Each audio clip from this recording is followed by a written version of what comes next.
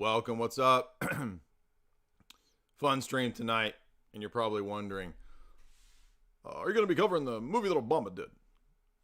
My wife Michael and I, we produced a movie. It's about the end of America, and it's about how the white people are bad, right? Y'all thought I was going to do that? Well, that's tomorrow night.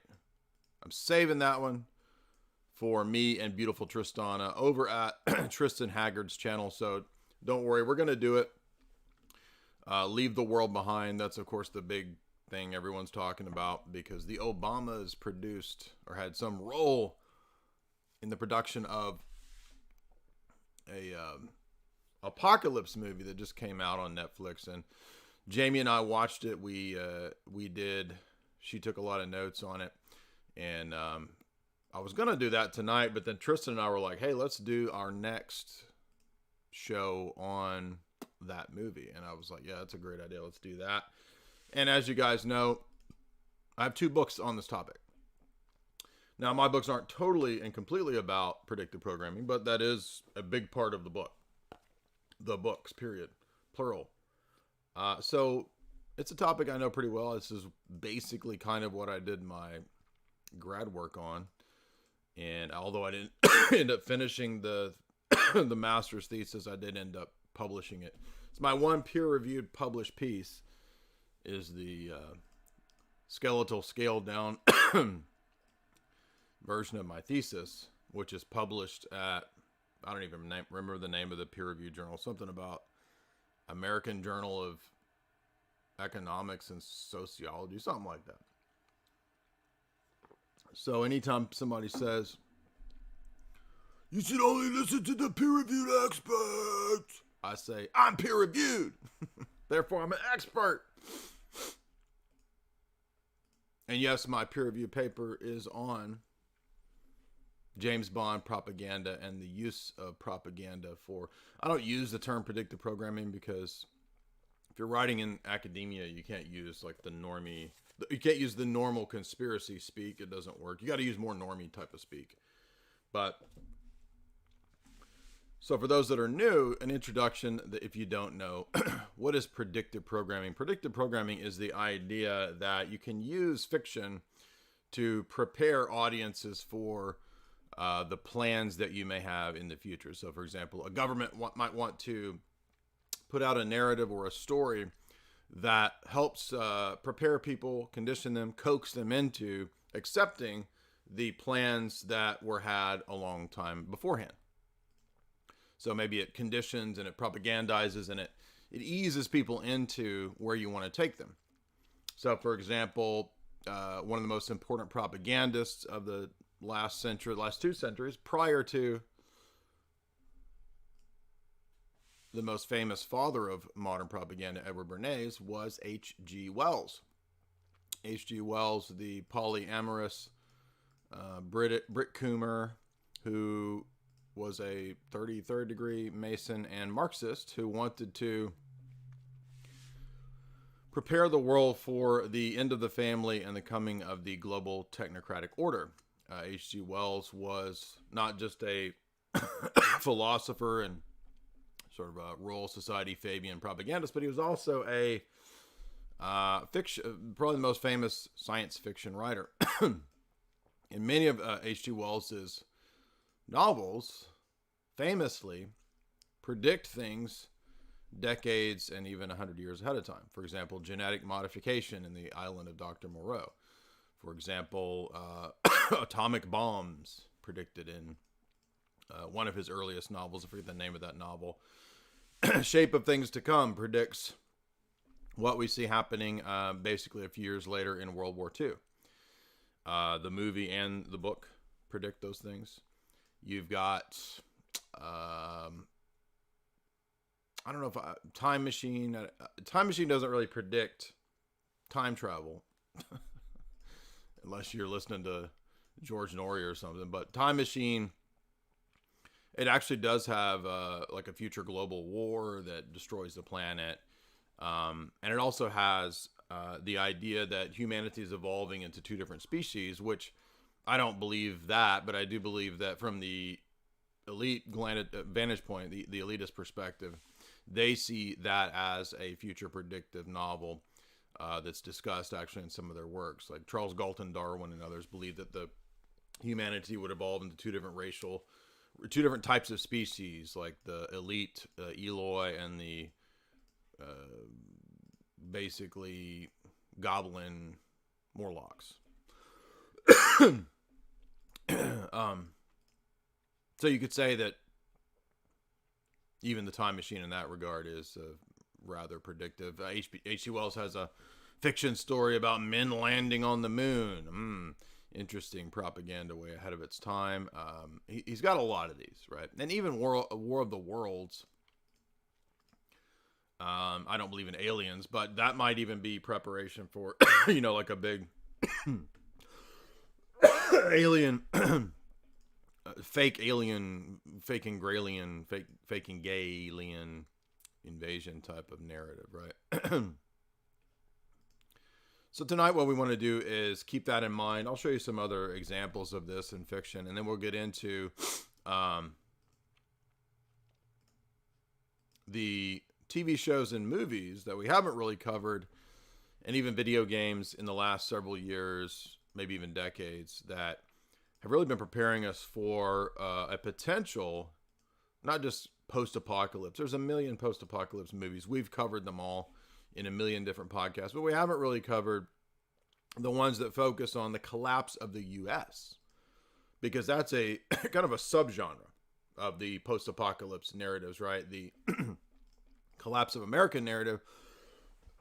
Man, every time I start live streaming, I start coughing. I don't cough until I start live streaming. It's really annoying. But y'all know what I'm saying, right? Thank you guys. Welcome, everybody. Hit like and share.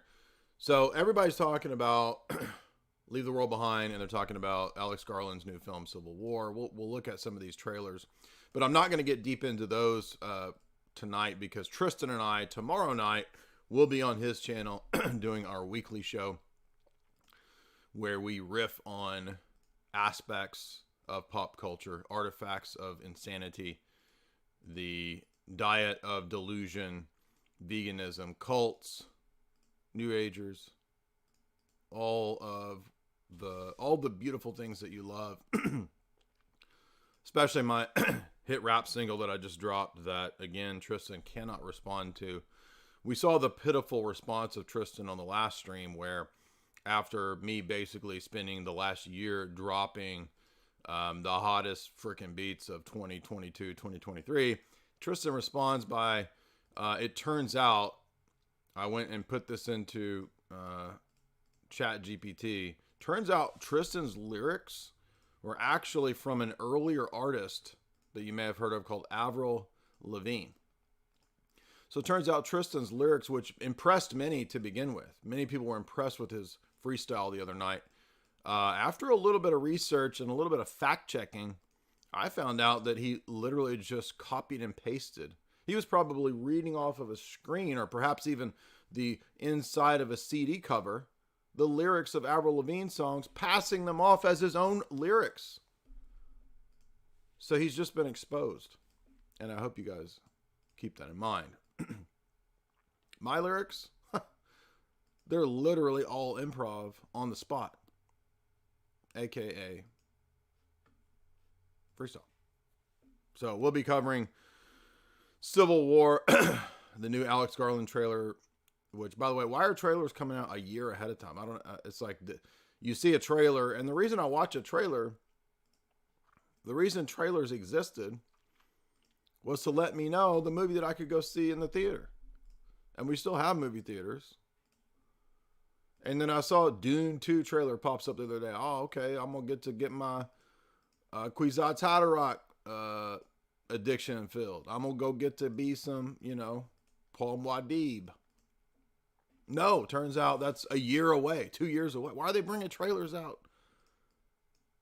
So it turns out Civil War, I was like, okay, this will be interesting to dissect. No, this won't be out till freaking April. What? Anyway. But look, there's a lot of things that we haven't covered over here. Coral. Y'all like my Rick Grimes impression? Coral. We never covered Walking Dead. We never really covered Red Dawn. We never really covered... I haven't covered Last of Us. I played the game. Yes, by the way, if you do want to send a super chat, use Streamlabs. Very easy to do. The Streamlabs link is in the chat. It's also in the show description. And you can send me a super chat at any time, and I will read it on stream. So thank you guys for that. Thanks to the mods. The mods are always very good about putting the super chat links in. So to support this show via super chats, I'll read your super chat on the air. Make you famous. You'll have E-Celebrity Diva reading your super chat on there. And everybody sent me Ava Valenda Blarka's tweet about predictive programming. Yes. And we had a DM message about doing a live stream. We were going to do a podcast eventually. So yes, I saw Ava's tweet about predictive programming. And we discussed possibly doing a chat on that down the road. So thank you. Everybody sent that to me. And I did, by the way. If you guys don't follow me on X, please do. After all of the Alex coming back and all that, I ended up getting like almost 2,000 followers in the last 2 days. Almost. Maybe 1,500 by now. Somewhere in there. So if you haven't followed me over here on X, be sure and do it. So, because it's actually seems to be growing like super fast. Right? I mean, I don't remember the last time I got 2,000 followers in like 2 days. So here is my X. Be sure and follow me there. A lot of stuff going down every day over there. And everything that comes up here on YouTube, guess what? It also goes over there. And that's helping to get basically almost double views, right? I mean, this really key breakdown of the Jacques Attali Global Elite Text, Brief History of the Future, you know, that I think when I put it up, when I did it for the 4th hour of Lord Voldemort, we got maybe 50, 80,000 views. The same one on YouTube ended up getting about 30,000. And then over here on X, we've got almost 50,000. So it looks like, you know, for the time being, we're getting a lot of traction over on X. So be sure and follow me there if you don't. Right. Children of Men. Oops. Same idea. Hush up, dude. Ain't nobody talking to you. So this is what goes on in my head, right? This is like the altars in my head. And there's like a me talking to me. There's a me from 3 years ago talking to me. By the way, it's almost 3 years of hosting Lord Voldemort. Almost 3 years. I did a show with Eddie Bravo a couple of nights ago. That's going to drop, I assume, this upcoming week. I don't know how many he has pre-recorded. It might drop in a month. I have no idea. But, I mean, maybe I'm like the next up. But we did a really funny Eddie Bravo interview for, it seemed like it went on for 3 hours. I mean, it was a lot of fun. But you know how intense Eddie Bravo is. And the best part was me explaining my rap songs to him. Because he's like, oh, so is this comedy rap and music? I'm like, that might be disputed. Some might say so. Some might say, we will find a brighter day. That's my Liam Gallagher for the night. Some might say it's comedy. Some might say that's debatable. But that will be dropping. But explaining to him Pay Piggy was funny. The funniest part of the whole interview is he's like, dude, what's Pay Piggy do? I don't. You know how crazy and intense. Eddie Bravo has more energy than Alex Jones does. It's crazy. It's like, dude, wow. And me explaining the logic of Pay Piggy to Eddie Bravo was pretty funny. So anyway, but yeah, we do have a new rap song that dropped. If you didn't see it, everybody's like, I thought we were talking about movies. Why are you talking about rap songs? Because look, that's my future career, dude. And everybody over here knows that, you know, when I pull out the royalty-free tracks that I rap over, it's over, right? I mean, the hits that we got another hit, right? So come on. And people are telling me, I got messages on Instagram. I didn't know you could actually sing. Excuse me? There's 10 hits already out there on my channel on the front page. Is though. Hey. I got that. My girl is though. I got that early Sam Hyde, like super over loud, crispy crunch on the microphone. No. She got 25 barrels of urine buried in the... Yep. So anyway, go listen to my rap songs and share them. That's all. That's the whole point of all that, basically. You know what I'm doing. All right, let's get into the movies. I'm rambling for long enough here. Welcome, everybody. Whoa, ouch. Exactly. Them beats are guaranteed to bust out your speakers, bro. I cranked that shit up to intentionally bust your speakers. All right, good. Your ears need to bleed sometimes. It'll clean the lies out of your, because you hear lies, bro. It'll clean the lies out of there. You got a bunch of lies built up. Everybody's, oh, you hurt my headphones. Stop listening to me on ASMR. I know my voice is hot. I know my voice is sexy. I've known it since before puberty. Even before puberty, I had a sexy voice. I know that. And we all know that. It's well known across the internet. Discussed in forums all the time. But that does not give you an excuse to be over here listening to me on your gigantic $400 erotic ASMR headphones. That's gross. So it's your fault that the extreme bass from my song busted your eardrums. All right. Look. I don't know anything about the Ballad of Songbirds and Snakes, right? And we're not going to be spending an hour on every movie tonight. We're going to be kind of working through the highlights here because this one has been overlooked. Because Hunger Games, I do think, had quite a bit of interesting potential predictive programming in it. I'm not going to mention certain things, but I will mention the overall ideas, which have to do with the idea of the collapse of America. So if you don't recall, in the plot, we're doing a show with Tristan tomorrow night, bro. Don't worry. In Hunger Games, and I did read the first one. I didn't read the whole trilogy, but I read the first one. We have the idea that in some distant future, America has collapsed due to a inter-conflict civil war between factions who wanted to overthrow a government and install some kind of revolutionary something. And it was stamped down by President Snow's dynasty or, Donald Sutherland, basically. The Donald Sutherland boomer counter-revolution shut down the older American Revolution. And as a result, they instituted a gladiatorial games policy where children are basically offered up in a kind of gladiatorial game, and that kind of like the purge assuages everyone's just rabid desire to have violence and kill. Apparently, society needs this steam valve of gladiatorial games, and so we're back at the bread and circuses of ancient Rome. Right, that was Susan Collins's idea behind Hunger Games. And so there's a lottery that chooses the children. They ought to just chose the bad boys, right? Put them bad boys and the bad kids and the bad girls. If you were going to do it that, why are you doing a lottery?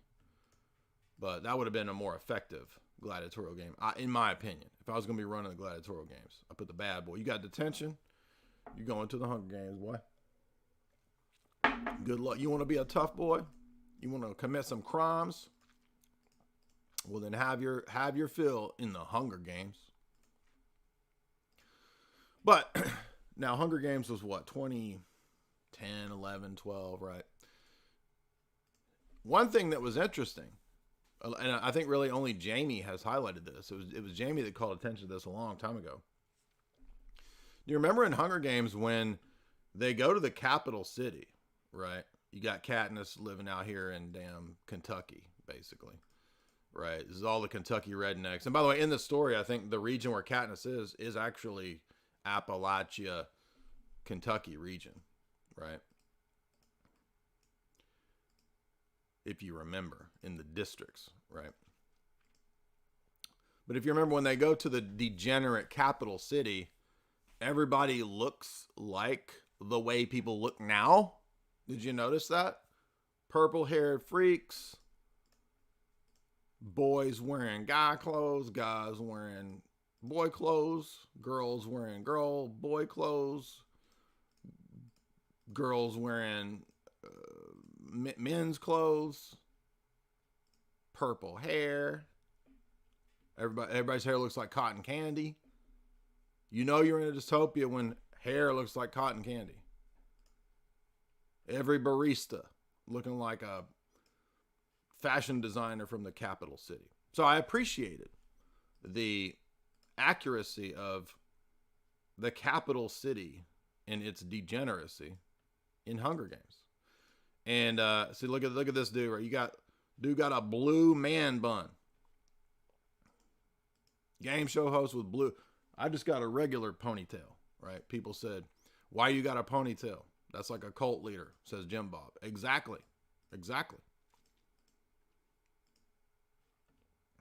This girl is on fire. I'm just joking. Truth be told, though, I actually think Hunger Games is pretty good. I mean, I'm not a Hunger Games hater. I mean, I'm a little tired of girl boss, hero, slay queen, right? But when this came out, it still wasn't in the era when every hero of every action movie is a girl, like a 13-year-old, 15-year-old girl, you know, like breaking the necks of trained Black Ops guys like it is in every movie now. But I mean, Hunger Games was pretty good. And it actually had quite a bit of insights into how the world actually works. So I'll give Suzanne Collins and Hunger Games some credit for some of these elements. Now, the degeneracy of Capital City is contrasted with the backwoods wholesomeness of Katniss Everdeen, who begins to realize the injustice of this system as her district is forced to be poor and to not hunt and get their own food. You're basically on Klaus's kibble in the world of Hunger Games. And J-Law's over here saying, hell no, I can go out and hunt as good as any man can, right? Because she's a slay queen. But she was before every movie was a slay queen. So we're going to give her a J-Law pass. She gets one J-Law pass from JD. JD giving J-Law one pass. J-Lo, she gets one pass because she's just Jenny from the block, right? Because that's how it is for me, right? Y'all are always asking me, we feel fooled by the rocks that you got, Jay. And I'm like, don't be fooled by the rocks that I got. I'm still Jenny from the block. So y'all know I'm for real, right? Like Fergie, drive through raw as hell. I still go to Taco Bell, drive through raw as hell. I'm like Fergie, right? Even though we've hit celebrity diva status, I'm still one of the people. Just like Katniss Everdeen. She's one of the people. Anyway, so she falls in love with PETA and Porky and whoever the dudes are. I forget their names. And it's a love thing. Which guy is she going to choose? Blah, blah, blah. And then we get the crackdown of the dude. They look like dudes from THX, right? The BDSM looking weird dudes from THX. We get the police state crackdown. And as you guys know, Katniss ends up winning the Hunger Games. She gets to be famous. And then the story morphs into some interesting things that I didn't expect, like where the revolution that Katniss joins is actually controlled opposition. Remember that? That was pretty crazy. So that was pretty sophisticated for, young adult teen novel. But again, perhaps this is more. Perhaps this is insights into how the system really works. And every time I do a podcast, which by the way is like 2 or 3 every day now, because I'm super celebrity diva, I always get asked, is every movie full of predictive programming because it's all a conspiracy and they're trying to mind control you? So let me dispel this, because I have to, every time there's an interview, I have to answer this question. No, I don't think every movie and everything in a movie is intentional predictive programming, and not everybody is part of a malicious conspiracy. So sometimes people have genuine, honest, good artistic intentions and creative expressions that they want to get out. And sometimes that makes it out in even in blockbusters. Now, as we've gotten more and more woke, that's gotten to be less and less the case. And they've gotten to be more and more terrible and just straight up propaganda. I mean, big movies. So I don't have a whole lot of hope for Alex Garland's new Civil War movie, even though I think Alex Garland has made some pretty good movies. Ex Machina is a pretty good sci-fi film. So, but back to Hunger Games. If you remember, not only was Katniss recruited into Julianne Moore's quasi-communist revolution against the Capitol and President Donald Sutherland, it actually turned out that there was scenes where the capital city, they were actually faking the news. Remember that? Fake news. Unbelievable. It's going to be fake news. Going to be wonderful, really. To do the Trump, you got to do a square. It's going to be wonderful. Joe Biden, crazy Joe. Do the square, and you can do the Trump. That's the key to it. I've cracked the code. Crack the Trump code. But make your lips into a square. If you make your lips into a square, you will automatically, literally start talking like Trump. And you'll just even start doing the hand gestures he does, like this, right? Anyway, so you got the capital city, which is all super degenerate, and it's like a big, Madison Avenue, purple-haired freaks, right? Bunch of weirdos. It's like a catwalk, right? The whole city is like a damn creep catwalk out of Madison Avenue, right? And then the revolution that begins to bubble up takes Katniss as their symbol. And so she gets used. Remember that? So that's controlled opposition. Now, I'm not even saying that. I don't think in the plot, President Snow isn't in league with Julianne Moore. But the point is that Katniss ends up being used by another. Why are you talking? I should not be talking about what I talk about. Why not? Why?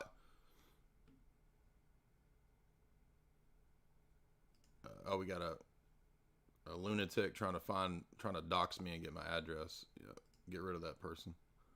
Creep. Yeah, well, you want to find my address, you want to come to my house, you're going to find out whether we have whether we believe in self-defense. So this is Tennessee, where everybody has more than one on hand for self-defense. So we're talking about Katniss. We're talking about the capital city. And when Katniss becomes the figure of the revolution, right? She's the figure of the revolution. She gets used. And then she decides, I'm done with all of it. So, how we interpret that, how you want to read that, it's hard to say. I don't know what's going on in this new one, so I can't really say what. But regardless, the main point of what we wanted to talk about was just that in the Hunger Games trilogy, you get the collapse of America into these controlled communist socialist style regions. And we know that it's a communist socialist style region because each of the districts is tasked with only being allowed to produce that district's product, right? Like, I don't remember what Katniss's district is, like coal production or something like that, right? It's something like that, right? And it's interesting that Mockingjay is used, right, in the story, because Mockingbird is one of the key CIA programs for right, for how we control, for how they controlled the media throughout the Cold War. And then we saw Mockingbird 2.0 basically being all the tech censorship that we saw, at least primarily post, P-Gate, Steele dossier, and all that. That was a justification for that, and the bots, the Russian bot farm. That was a justification for all of the tech clamping down post Trump, and then through Koof, and then the window into all that via the Twitter files, right? That's just a window into just how it worked, right?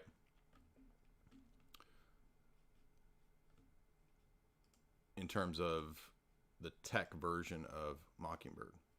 So, but I don't know that she chose Mockingbird Mockingjay because of Mockingbird. I'm just speculating here but there is that element in, I think it's in the third one, right, where the capital city basically fakes the news, and they frame Katniss as being some kind of like monster in battle, or something, like in warfare. She kills innocent civilians, right? It's like a weapons of mass destruction kind of thing, right?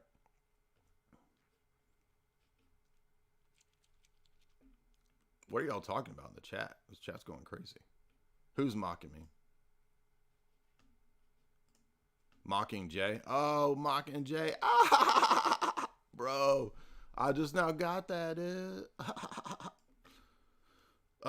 So what's going on in the new one? I don't know. We got damn House Slytherin over here with this dude. We got who's it?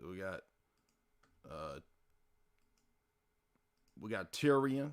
We got your boy Tyrion Lannister with somebody from House Slytherin, and who's Savannah Hernandez? Who's this other chick in here? You got Savannah Hernandez squaring off against, I'm guessing, another. I think this is the backstory, isn't it? Right? I do be looking like Savannah Hernandez. Is that Oprah? We got an Oprah. Got a wannabe Oprah. Hopra. And this is the backstory of how I guess we got the Donald Sutherland Empire, right? Whoa, oh, he's dressed like a tiny mustache man, right? Hopefully the wise Oprah character can put down the tiny mustache man character. That's what I assume is going on here, right? This dude. Is that Donald Sutherland? That don't look nothing like Donald Sutherland, bro. I'd rather have Joffrey, right?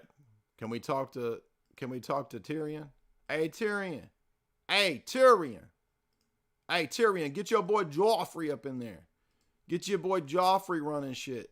We don't want fake Oprah running nothing. That ain't gonna work.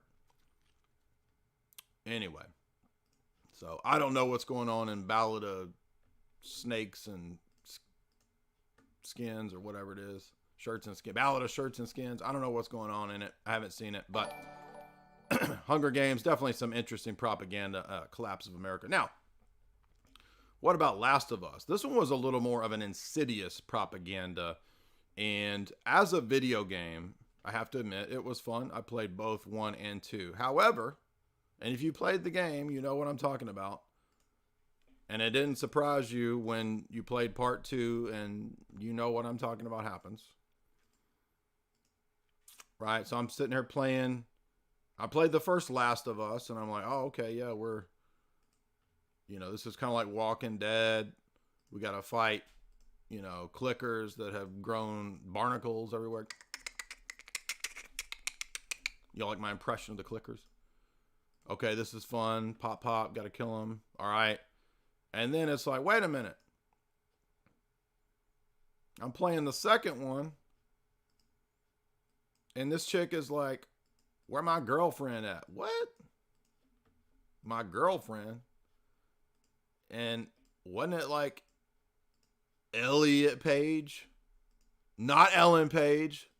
Elliot Page. That's because it looks like her. Right? Is the voice of whatever that chick's name is. Right?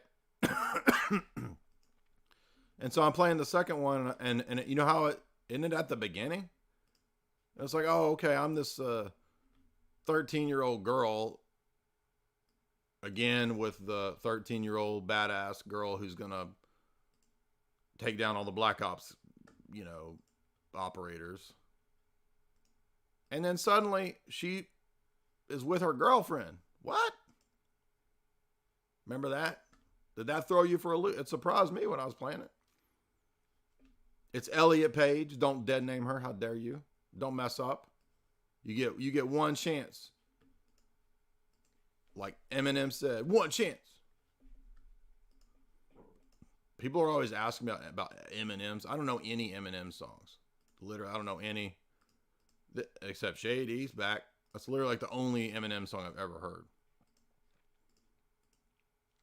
And then all I know about Eminem is like he got scared before a rap battle and puked or something, right? Isn't that the legend or the story? But guess what? How many rap battles have I been in with Tristan? A bunch. How many have I lost? None. How many did I get scared and puke? Absolutely none. So basically, I'm pretty much a better rapper than Eminem at this point. I mean, how many times have I puked before a rap battle or a freestyle? Zero, exactly. So I guess we got a new king in town, right? So then they went and made this into a show, which I shouldn't have been surprised because I watched the first 2 or 3 episodes, and then they tricked me with the butt stuff again. What? So I'm watching Mandalorian dude, whatever his name is, right? And then we get to see libertarian Ron Swanson pops up. Okay, we got Ron Swanson, right? And then Ron Swanson's over there freaking making out, French kissing dudes. What? So basically, I guess the idea is that in the apocalypse, when America collapses, finally we can be free to do all the butt stuff we've been waiting to do. That's what it's all about. But wait a minute. You think is America holding people back from all the butt stuff that everybody just dying to come out of the closet and do? Looks to me like we are the champions of butt stuff in America. So maybe the predictive programming in Last of Us, more like Ass of Us. That's what I'm saying. Right? But actually that's about like a 13-year-old girl who, it's like, I mean, we know it's propaganda, but in the minds of people that are making, do they actually think that everybody is, do they really, maybe they believe the Kinsey report, right? Like everybody is secretly partly like 13% gay, right? 13%, you know what? Wasn't that was the thesis, right, of the Kinsey report? It's like, oh, it's a spectrum, and basically you can look at a person and figure out, you about 14% gay. Oh, that dude over there, he's about 55% gay, because it's a spectrum. And basically everything else, right, on the spectrum. Oh, you're 13%, you know what?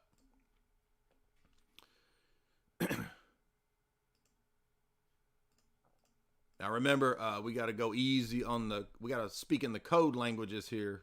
We don't want to say dirty words, because this is YouTube. No, sorry, Rachel. According to Al Kinsey, everybody is some percentage fake and gray. So maybe, I guess they actually believe. I mean, people believe crazy stuff now. I mean, people are just basically insane now. So that's why I think people are starting to feel like, you know what, all this post-apocalypse propaganda stuff, it seems like it's coming true. Now, I was pondering today, why has post-apocalypse propaganda, why is this so popular? I mean, it's just been super popular since 80s and 90s is where it really got popular. and into the 2000s, it picked back up. Walking Dead, mega super, probably one of the most popular TV shows of all time, which is interesting because for whatever reason, I've never actually covered Walking Dead. And I actually have watched Walking Dead. I didn't watch like the last, I don't know, few seasons. I guess it's dead. Dead. Is it Walking done? Is it done? I don't even know. I'm assuming that they finished it. It seems like I heard that, right? So, I thought that actually the first season was really good. It was really well done.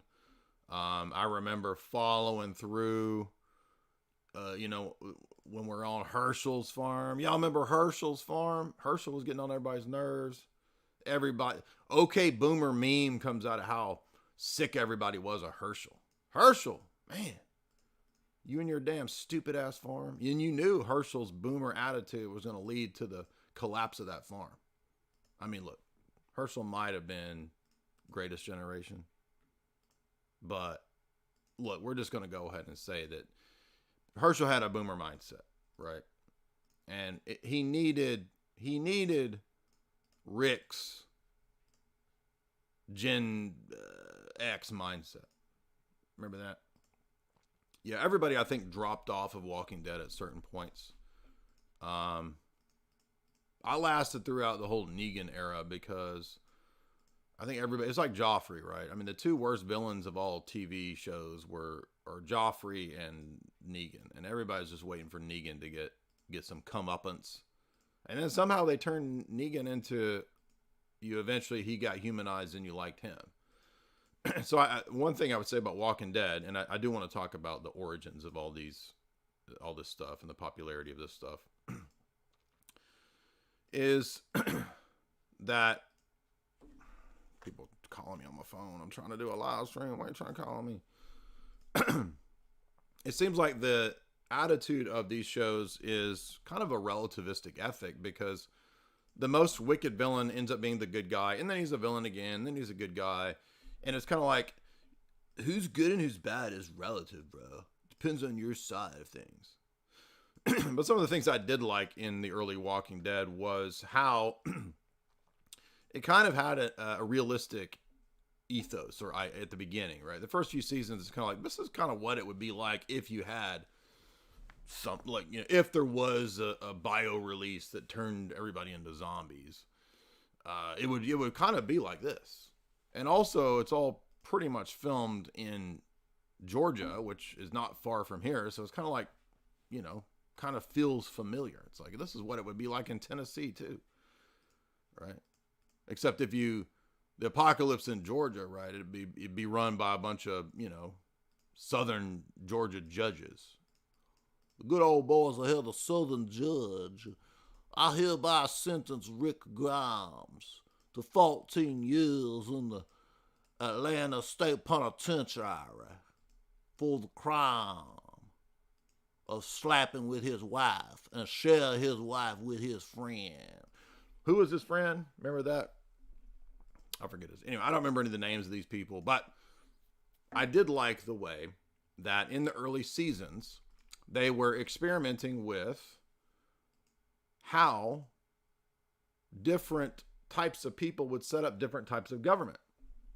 I thought that was pretty interesting. So you had, Rick was basically trying to continue this sort of Americanist, small government, democratic, quasi-democratic, Republican style of order. Right? Cool. And then you had different individuals like the governor, right? He was a good bad guy, and he wanted a kind of like a dictatorship, or maybe more like a monarchy. I don't remember exactly what the governor's plan was, but then you had Negan with like the total tyrant, right? So I like the way they played with how people would attempt in this kind of a situation to resurrect civilization and different styles of government. And then you had that like new agey community of it was a planned community. Remember that was like up around DC that survived. And then it started getting crazy, like the Amazon lesbian community. Remember that? It's like by season 8 and 9, we've got full on like, oh, here's the, here's the community of, it's like identity politics times 20, where here's the community of people that, it's like your sexual weird fetish becomes the weird community that you're in. Oh, here's the people that like butt stuff. That's their community over there. They got a constitution about the butt. Oh, there's the lesbian aunt community over there. And you got to be, 55 and older. It's basically a senior citizens lesbian aunt community. And it runs on Franzia and Virginia Slam.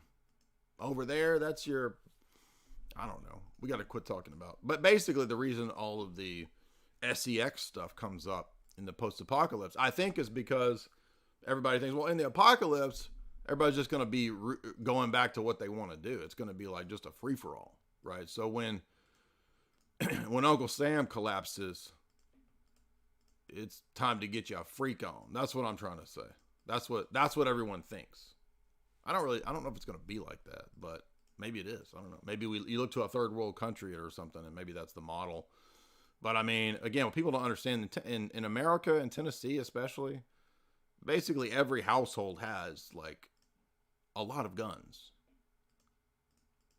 millions and millions of firearms.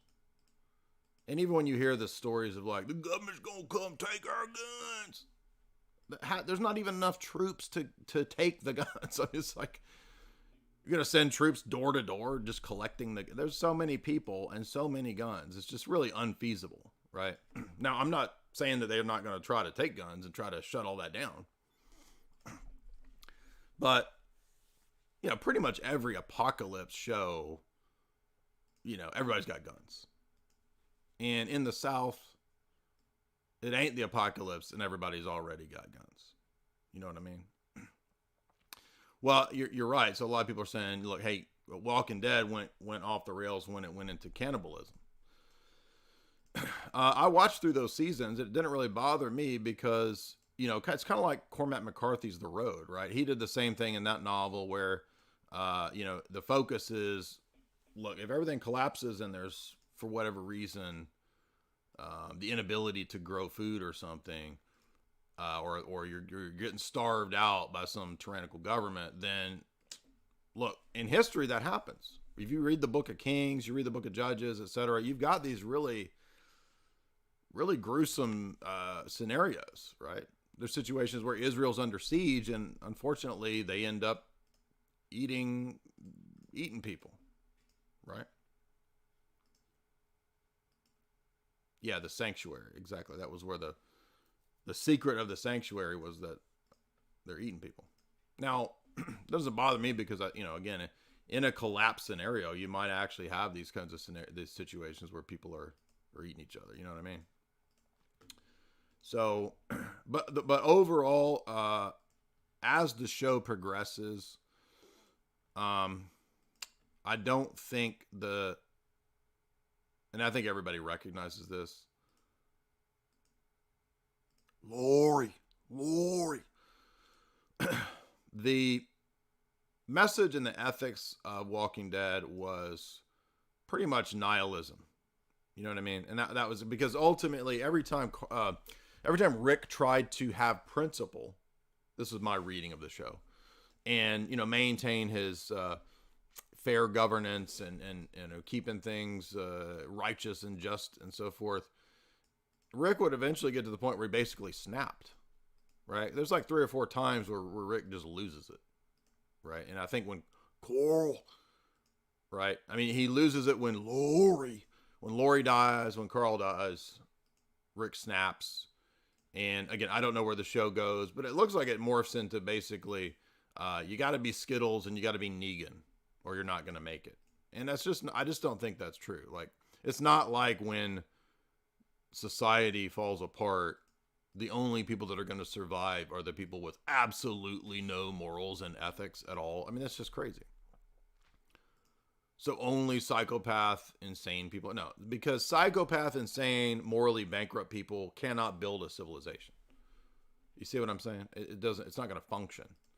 So you've got to have some people with ethics and morals to have a functioning society. And the message of a lot of these shows, especially Walking Dead, is that the future that we're going into will only survive when you are the most psychopathic, narcissistic, and psychotic, right?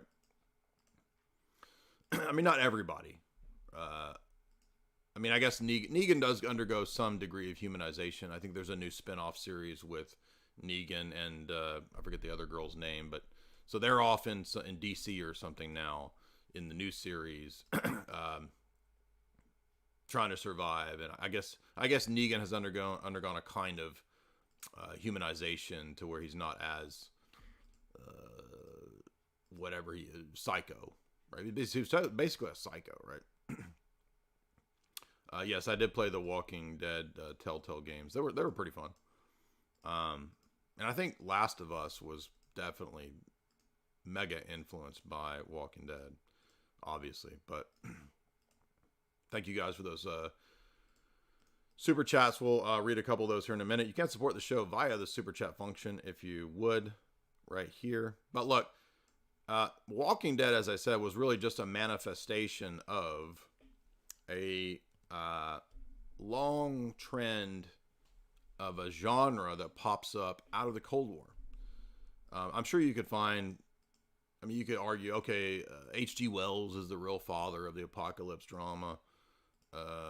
Whatever, you know, he has in the time machine, Earth gets blowed up by A-bombs and it radiates people into different species or whatever. But, I mean, it still didn't really get popular until 60s, 70s, and 80s, right? You start to see a few apocalypse movies, post-apocalypse movies.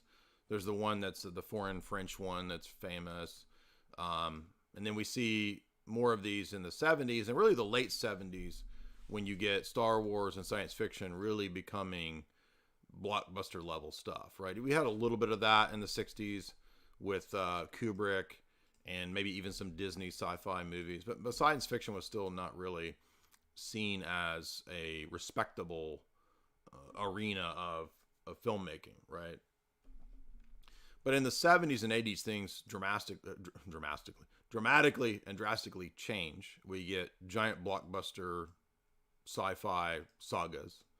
In the 80s, we get an explosion of, you know, alien science fiction blockbusters. And this really changes the landscape of filmmaking to where now any kind of sci-fi project could potentially be a blockbuster. And this is where we get Mad Max. I'm not going to go through Mad Max because we've covered it in detail, all of them. You can go find those old podcasts where we did that. But Mad Max is relevant because even though it's not the collapse of the United States, it's still one of the key franchises that popularizes apocalypse genre, and it is part of the Cold War. And the other thing about George Miller's series is that the very first one and then the second one, it's very clear that it's about resource control and that it's an anti-oil, it kind of has that early climate propaganda in it. So the idea is that wars all happen because of resources, right? That's the only reason we have wars is because of limited resources. This is really the normie leftist narrative of why wars happen. No, wars happen because, as the book of James says, people are greedy and they're fallen. So it's an internal problem in men. It's a vice. It's not primarily because there's limited resources. You see how silly and stupid this normie idea of, well, if everybody had resources, we wouldn't have wars, right? Like the communist socialist idea, because it doesn't see man as fallen, has this Pelagian view of man. It says, well, if we could just give everybody UBI and enough stuff, they wouldn't fight. As if people don't want more stuff. And there's all kinds of movies and shows, by the way, that actually demonstrate this in Soviet times. Is it the Americans? Isn't there a season in the Americans where somebody, is it Nina? Doesn't Nina end up in Soviet Russia for a while?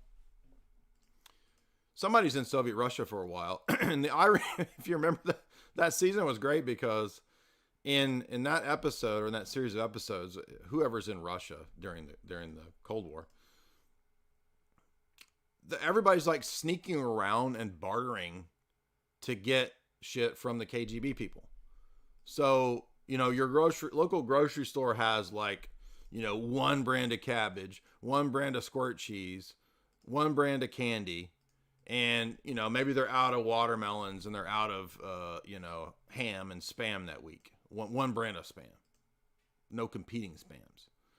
And so you really wanted some cigarettes and some Spam, but we're out of cigarettes this month. Oh, but turns out I know how to really get my Spam and my Virginia Slims, and I got to just go bribe the KGB guy to get it.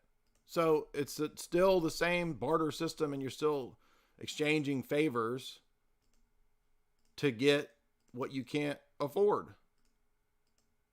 It's really dumb. Right? This idea that if you just give everybody universal basic income, we won't have wars anymore. Super dumb, right? So there's just basically a black market develops. And in every sci-fi, dystopian story, the same thing happens, right? We go back to a barter economy, and there's still an economy though, right? Like the later seasons of Walking Dead where they got that Bob Marley dude that's a king of a domain, and he's got a lion. Like a Bob Marley dude with a pet lion. Remember that part? Well, there's still that whole season's about the economy and their barter system that they set up. And Negan comes and says, like a king, a feudal lord. Negan's the return to feudalism, I guess, right? He's like, give me 30% tax of your cabbages and your squirt cheese or whatever, right?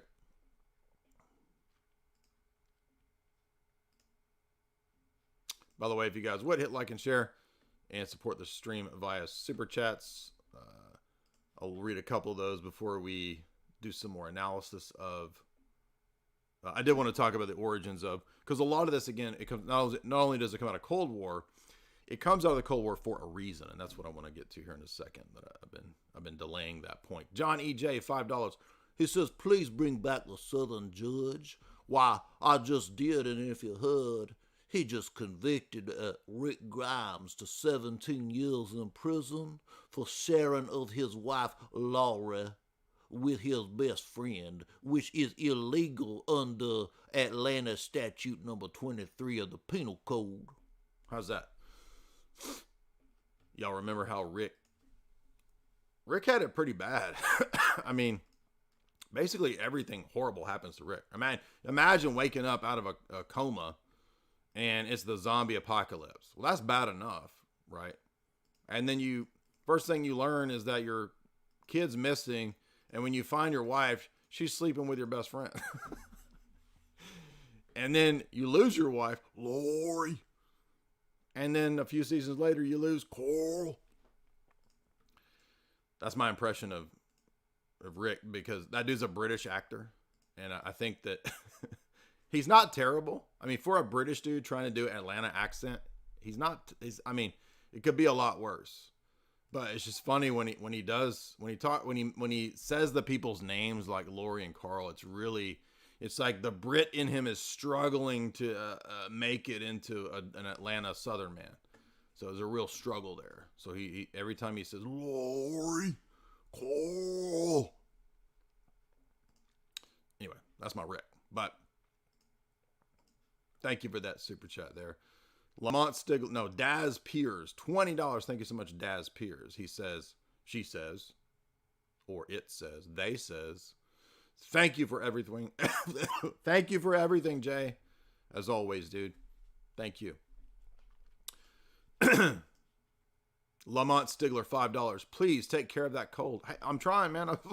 I'm taking vitamin C every day. I'm taking zinc. I'm eating raw honey out of honeycombs, out of a bee's nest. I mean, I'm doing it all. But whatever I got on the Italy trip, I mean, it's been like 5 weeks since I got this. And I still cough. So I don't know what to tell you. But maybe one day it'll go away. Lori. What was Rick's friend's name? Forget his name. Lori Carl. And then Rick ends up with that dread-haired chick with a samurai sword. Remember that? By the way, remember to get some chalk.com. You bet, baby, get some of that chalk.com. I've been taking I took elderberry zinc cough drops, bro. Amelia Strauss, $10. Thank you so much, Amelia. She doesn't say anything, but she sends another super chat for $5. Thank you so much, Amelia, and says, I saw a video on C-SPAN where John Stockwell, the CIA guy. It's funny you mentioned that. I first thought of John Stockton. I was like, did you see, you was watching John Stockton, did you see his balls hanging out of his 1980s NBA shorts? That's what everybody jokes about with John Stockton. By the way, wasn't John Stockton based about the stabbies and the coof and all that? That's pretty good. Shout out to John. I used to watch John Stockton when I was a kid. You said John Stockwell. Now, here's the funny thing. In the Eddie Bravo interview, Eddie Bravo brings up Shane. Shane, Carl, Lori, and Shane. In the Eddie Bravo interview, he was like, you notice how him and Sam Tripoli have the same energy? They got the same vibe going on, the same wavelength, same energy there. Anyway, he said, have you watched the John Stockwell interviews? And I was like, who's John Stockwell?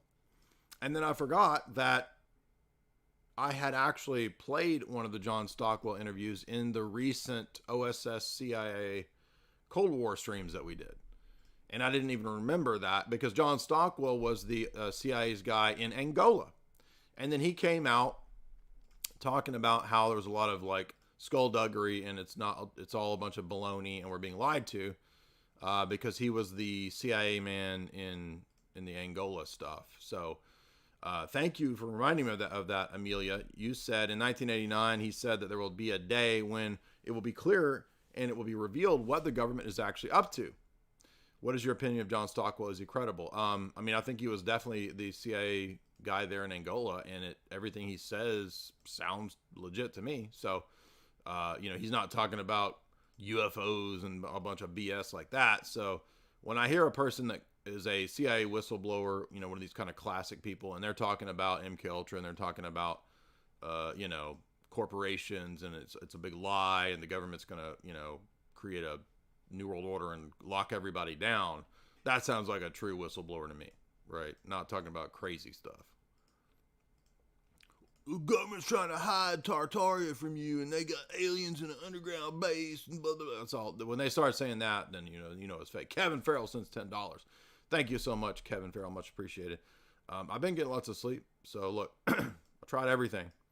And look, remember, if you're looking for books on the subject matter of predictive programming, guess who wrote 2 books on that and is working on a 3rd? Your boy right here, this guy. Look at that, Esoteric Hollywood Part 1. Classic, still selling like hotcakes.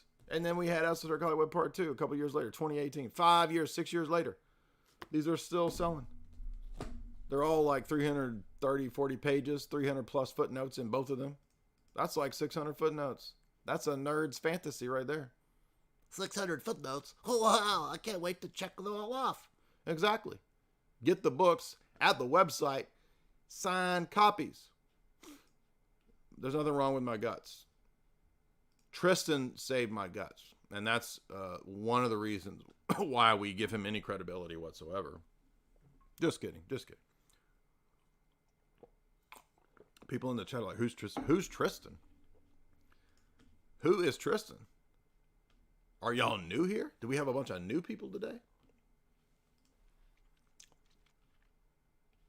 Yeah, shout out to my boy John Stockton. Triple-double against Coof. Triple-double against the Coof. Carl, Rick, Lori, Shane. Anyway, back to the Cold War. So my thesis on all of the post-apocalypse stuff. And I guess I was just thinking about this when I was in the bathtub earlier today. So you're gonna get wisdom. You're gonna get some insights into the bathtub. It's like we're in the bathtub together, right? All of us, all 550 of us in the bathtub together. And I was thinking, okay, what is the deal with the perpetuation of the post-apocalypse narrative if the post-apocalypse story and genre comes out of the Cold War? We're not in the Cold War anymore. So why is this genre still going? Well, it occurred to me that it's a very useful genre for propaganda because originally, if you go back to The Day After, remember when we covered that ridiculous Reagan era thing that scared the crap out of the boomers? And we've done podcasts on all of these. So when you gonna cover The Day After? We already did, man. Remember? So this was a TV movie in the Reagan era, and it worked perfectly. It scared the crap out of the boomers. That's not it.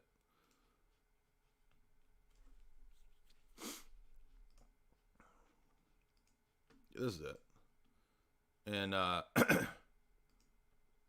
whole thing is just, it's a terrible movie. Russia basically launches nuclear war on America. America gets nuked. And it basically is just this really bad effects of people getting nuked and then America trying to rebuild. So that's it. And there's not, because everything's radiated, basically everybody's, got syphilis on their face, and the movie ends with that. This is the end of the movie. It's awful, but it scared the crap out of the boomers. Every boomer in 1983 that was alive to watch this, watched it on TV. It was like the most viewed TV movie of all time at that time. Some crazy amount, like 20 million people watched something like that. 14 million, I don't know, but they watched this stupid movie. And it scared the crap out of them, and they all thought they were going to get nuked by Russia the next day. And so stop, drop, and roll, right? Because that's going to stop the nuclear blast. If you get under your desk, stop, drop, and roll under your bed, right? Because a nuke won't touch a desk or a bed, right? Anyway. Day After, we already covered it. But this genre is very good for scaring the crap out of people. The whole idea is we're going to lose our safety and security. We're going to have to leave the world behind. A la my new movie. My wife Michael and I, we've got a new movie. I'll leave the world behind. We lose our safety and security, and then we have to start over. The cycle has to reset. And I think from the vantage point of a lot of the elites, they actually do believe in this cycles view of history. We covered this when we covered Zardoz. Remember that? Where everything has to undergo a great reset. What do the communist Marxists call it? The Illuminists? Year zero. Year one. Year zero. Right? Jacobins. Pol Pot. It's year zero. We hit the reset button. The exact same thing that the Illuminist Jacobins in France did. Time to start all the way over. And so many of them, I genuinely think, they think that the only way to bring about the revolution, and this is a very Marxist communist idea. We saw this in the Marxist deep dive that we did the other night. The 3-hour live stream that was free for many people, so you could see what you get in the second hour in the subscribers of Jason Ellis in the second half, right? I was making a joke about John Stockton, bro. John Stockwell is the CIA operative. I was making a John Stockton booty shorts joke. Did nobody watch basketball in the 80s? I'm the only person here that did that. And John Stockton had them 80s dad shorts that showed your balls. Every dad in the 1980s just wanted to show off his balls. You know what I'm saying? Like, you know those shorts? My dad had those shorts. Like literal booty shorts. Like, Dad, why are you wearing booty shorts? You straight. You know what I mean? Nope. We got a bunch of Zoomers that don't know who John Stockton was. And now I'm thinking back, oh, it's a conspiracy, dude.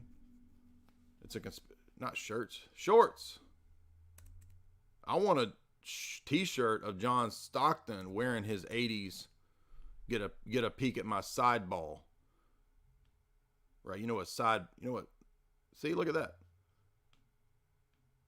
Look at that. They even put a picture of his shorts.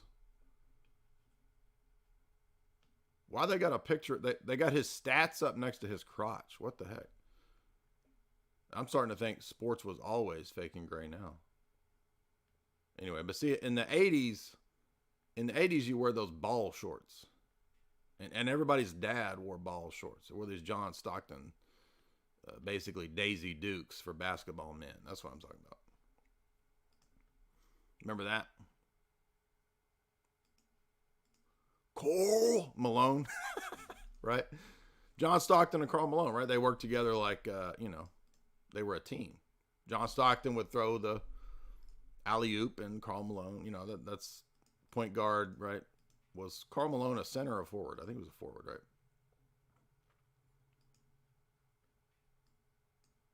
There's Karl Malone. There's Karl Malone. See, we got high IQ jokes around here. People don't get it. There's nobody.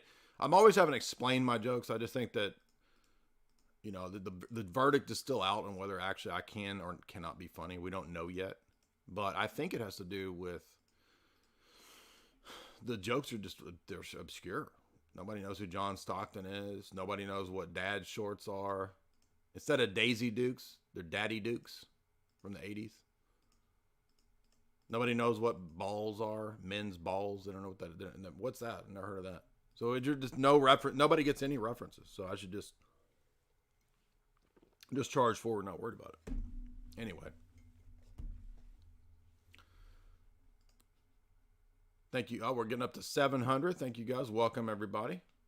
If you would like to support the stream via Super Chats, you can. Remember, you can send a Super Chat at any time, and I will read it. It just might be later on if you send it at night, right? All my beautiful pay piggies.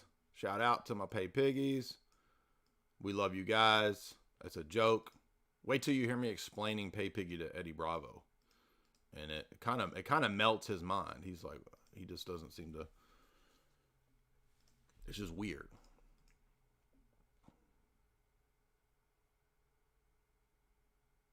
Dumb it down. So everything is too high IQ. We got to just dumb everything down. When I asked people on the stream the other night, I was like, how come you think this doesn't resonate with more people? And pretty much everybody said it's too cerebral and everybody's too dumb. So that seems to be the overriding explanation for why we don't get more of an audience over here. So I'm trying to be more of a tart.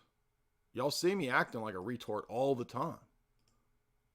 Where is Eddie? Eddie is doing his podcast. I was on his podcast, but he records his podcast and then they go up like a month later. So I don't know when it'll be up, but it'll be up. You'll see it. Just follow my stuff, bro.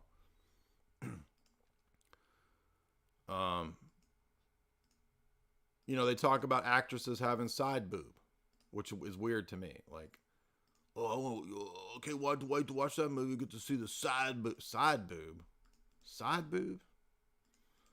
Well, in the 80s, for those that don't know, you had side ball because dads had ball shorts.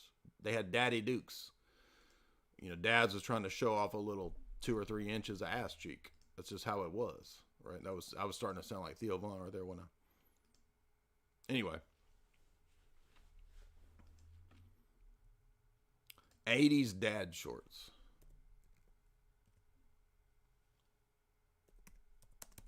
Let's see what we get. You think we're going to get what I'm talking about? What coming up? Yep. What did I say? Look, perfect example. What's up with 80s dads wanting to show her, look at these balls, boy. Because I'm a man. And I got the balls to prove it. I'm a man and I got the testicles to prove it. If you doubt it, come and take a look. Tilt your head to a slight angle. Get a little bit of side ball. That would definitely be a country song. Look, see, there's even dudes mocking it. Dads in dad shorts. No, that's actually an old picture. But it's like, why was everybody's dad trying to show the world prove their balls? That's weird, dude. But hey, that's what it was like in the 80s. Dad core. Straight up dad core right there. That's pretty much every dad, though, right? Like, every dad in the 80s looked like this dude right here. And this dude kind of looks like Jeffrey Badonkadonk right there. But, I mean, look, hey, let's be honest here. Pretty much every 80s dad kind of looked like Jeffrey Badonkadonk. You know what I mean? Jeffrey Dahmer, I mean, he wasn't that far off. Like, the 80s serial killer glasses, that's like 80% of dads in the 80s. You know what I mean? That's like that's everybody. That's every daddy in the neighborhood right there. You go to a cookout in the neighborhood and you're gonna see a clone, like 50 clones of that dude. So, you know, Jeffrey Dahmer was just being a damn dad, although he didn't have any kids, right? I mean, he was just coming up as a normal dad in the 80s, basically. Anyway, Amelia Strauss back again. Thank you so much. Here is $10 for you and your dance hit. Yeah, I don't know if it's the algorithm shut it down, but my dance hit didn't get enough attention, right? I mean, I wanted for a long time to do some kind of, you know, 90s EDM, Real McCoy, you know, Euro dance type of hit. And Bankers on the Dance Floor, I felt like it was quality. And we got like 4,000 views. I mean, maybe I could have put more time into it because I did kind of, when I get the idea, it's like I just want to rush it out. And I don't spend like, you know, 3 days making a song or a skit. Is it even on here? Oh, it's not even on this main list, is it? I got to put it on there. But she's requesting it. She sent $10. I think she's saying to play it. Were you saying here's $10 for playing it? Yeah. So see, I got a hit here. And by the way, it gets classed with other music videos. It gets classed with Erasure. Okay, I guess. But this was a banger, dude. What are y'all talking about? So if you didn't see my hit Euro dance song from 1993, Bankers on the Dance Floor, here's a little taste of it. Oh yeah! There's only one thing that can bring this world together, and that begins with you. The word begins with you, not you. I'm gonna tell you what word it is. Usury! On the dance floor. Bankers, get that ass up. Bankers, get on the floor. Bankers, make the people super poor. RAPE, middle class. Bankers, shake that ass. Sweet cream. Sweet cream. CEOs. Yeah, I'm talking to you. CEOs, I want to see you up on them toes, on the dance floor. Get more hoes, get more paid, get more votes, get more laid. I want to see them CEOs ruining lives to the beat. Ruin those lives at 141 BPM.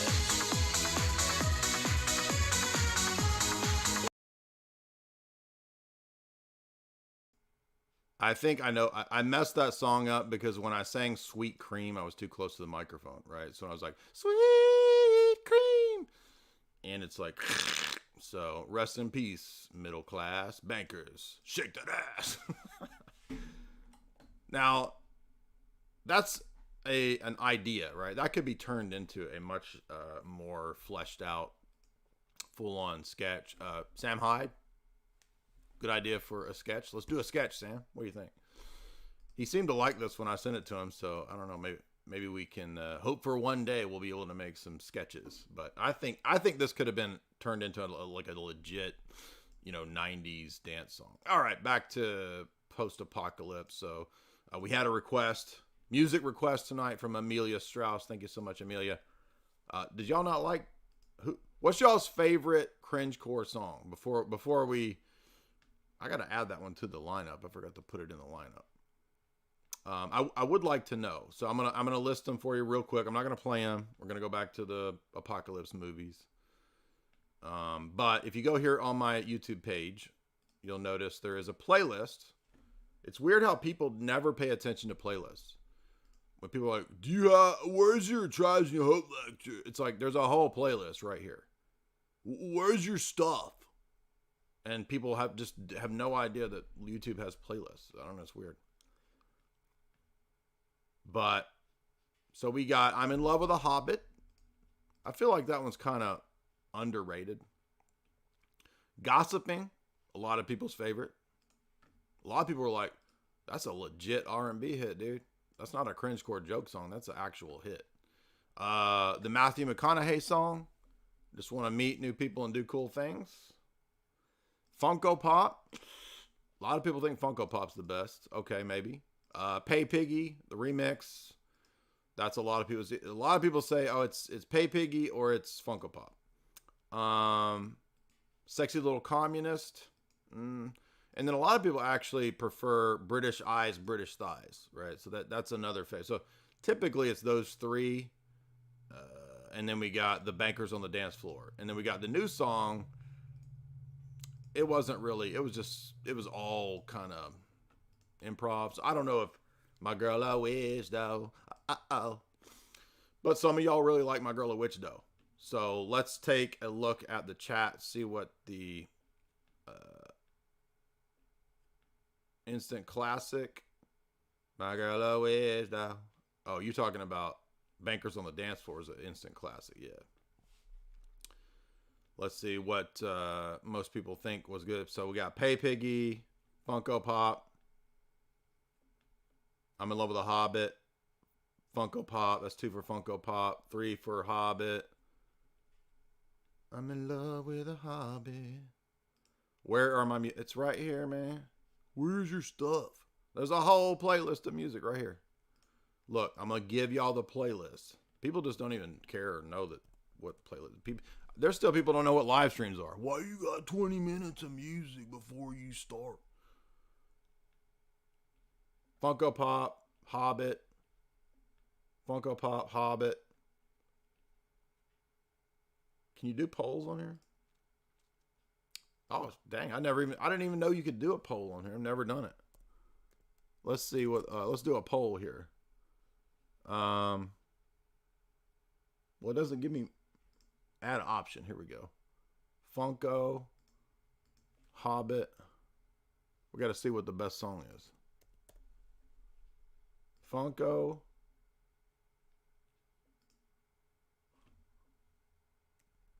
Let's see. Best song. I didn't know you could do yes, no. I don't want yes, no on there.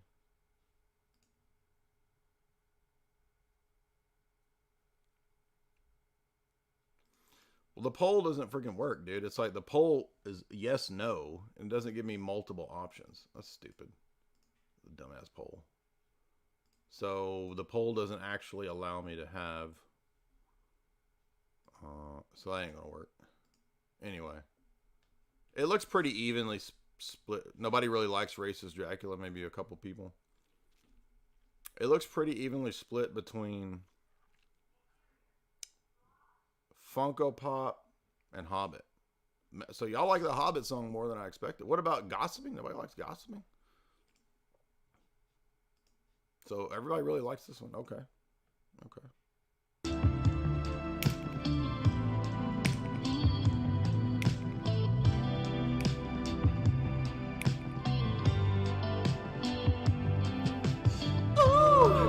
I'm in love with a hobbit. Don't you try to stop it. Throw your little piece of it. 'cause I'm in love with her. Oh, I'm on elf ears, feeling all your fears, crying little man tears, crying 'cause I'm a little bitch, a bitch with a sassy fit, a sassy little backpack, full of lemon spread, full of little lemon spread, put on a little bit of lemon spread on lemon spread, itty bitty, oh, feeling on elf ears, feeling all of your fears, Willow versus evil witch, nasty little son of a bitch, Willow versus evil witch, sassy little bitch.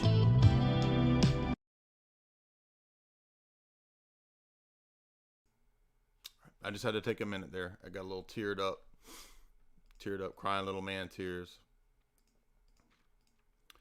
Anyway, so everybody seems to like. I didn't think people would. I thought, what about gossiping? Y'all forgot about gossiping. Anyway, so Funko Pop and Hobbit win, apparently, what I can tell of the poll. So people are saying the poll should give you multiple options. When you click to create a poll, it basically says yes or no, and then you can add options, but the options are just yes or no, which is dumb because what if my poll is choosing between 4 things and not yes or no? So anyway, so we were talking about, let's go back to, we got way off topic. We're talking about ball shorts from the 80s. We were talking about collapse of America movies, shows, propaganda. And I was saying that, look, the post-apocalypse genre perfectly transitions. This is what my realization in the bathtub. It perfectly transitions out of Cold War into War on Terrorists. War on Terrorists, right? Of course. So just keep the same storyline because it perfectly. So instead of the Soviets, now it's going to be Bin Laden. Bin Laden's going to send us back to the Stone Age. But now that's not PC because Muslims are beloved, loving, awesome people who are going to bathed and they're going to save us from degeneracy. Sure. Right. Now it's got to be a new kind of propaganda that it's the MAGAs. Oh, here we go. The typical boomer comment. Stick to your day job. He thinks he's going to start singing. You better keep your day job. Good one, dude. Thank you, Casey Castor, for echoing the most trite boomer sentiment of all time. Good one, dude. We had a few fans of gossiping. That's okay. Look, I'm just going to have to challenge myself to up my game and bring out a new banger. My girl, I wish, oh. So anyway, so now we're going to be fighting the MAGA people. And that is you could argue that there's some of that in Walking Dead, right? Because some of the Walking Dead people are kind of like, And in Last of Us, just like in Jericho, people were saying, we going to talk about Jericho. Yes, I did watch Jericho. Jericho was actually totally about the subject that we're talking about tonight. Shout out to Skeet, my boy Skeet Ulrich. I'm just joking. I don't know Skeet, but still shout out to my boy Skeet, right? Y'all remember Jericho?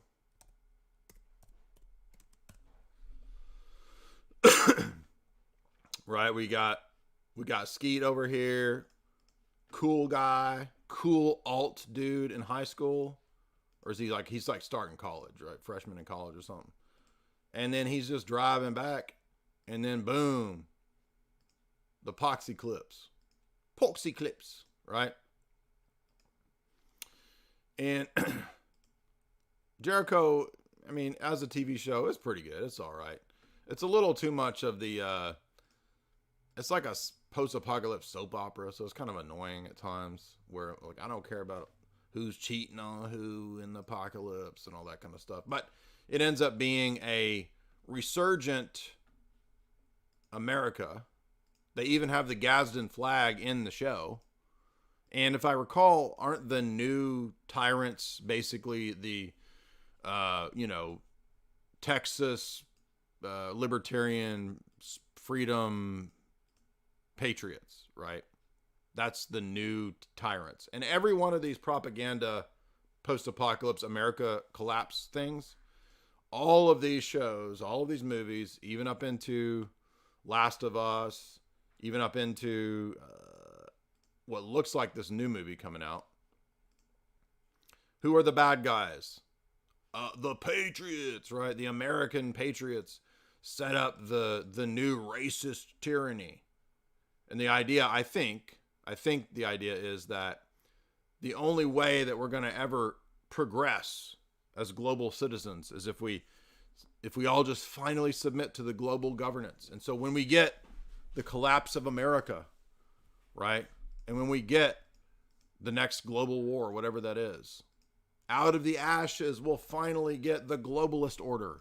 We'll finally have world peace. If we could just get rid of that dang, darn, rat nasty America. America is what's standing in the way of global peace and the new order. That's always the message of these shows. And then in the Obama one, I'm not going to do it tonight because we're going to do that tomorrow night with Tristan. We'll also talk about this new Alex Garland film, sci-fi luminary dude, right? 28 Days Later, I think. Didn't he do 28 Days? Well, we got another apocalypse movie coming out. And this is all coming out prior to the coming election. I think this is propaganda, right? Preparing us for the new resurrected state of Texas, right? The racist state of Texas is going to try to stop the sophisticated New Yorkers who just want to help everybody. Even though, I mean, it's the exact opposite, right? New York's collapsing. It listed the movies that Alex Garland was part of. I'm trying to find that. Yeah. 28 Days Later. Ex Machina, right? Well, we've analyzed all these. By the way, I did analysis of Annihilation. That was pretty crazy Luciferian stuff, right? So we already know what's going to be in this movie. Maybe I'm wrong. Maybe it'll go in a different direction. Sometimes they throw us for a loop, but just from all of I can tell you, I've seen enough apocalypse, collapse of America movies. And what's going to happen is there's going to be some collapse. We don't know what. Cyber Polygon, war, MAGA terror. It'll probably be the MAGA extremists who shut down the power plants because MAGA extremists are so eager to shut down the power plants. That's what they're saying in the news, right? It's total nonsense. Completely ridiculous propaganda. But Trump supporters are going to shut down the power. Not Klaus, who talked about Cyber Polygon. No, Trump supporters, right? Average middle America factory boys, right, are going to shut down it's just so stupid. But that's what they put in the movies, right? And then when everything collapses, the evil patriot MAGA people set up the racist dictatorship. It's always the same, right? Remember in the stupid Planet of the Rise of the Apes or whatever, Rise of the Monkeys. Remember that? Rise of the Monkeys. The new one with Woody Harrelson sets up the bald Christian man, Christian dictatorship. Right? Because Christians are so eager to set up dictatorships. That's just what we do. Not communist atheists. No, the Christians are so eager to set up the dictatorships, which kill at least 10 million witches every year. Did you know there was a slaughter of 10 million witches last year by Christian dictatorships? Because there's so many Christian dictatorships in the world.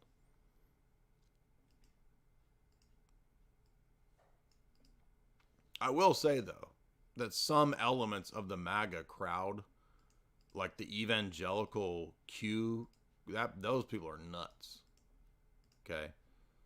Now, they're not going to set up a racist dictatorship, but they're freaking crazy. I mean, there was people still talking about QAnon. Still. Like, dude, how dumb are you? Okay, so there are dumb MAGA boomers for sure. Absolutely. But let's be honest here. Dumb MAGA boomers are not trying to set up a Christian dictatorship. That's just freaking Looney Tunes, dude.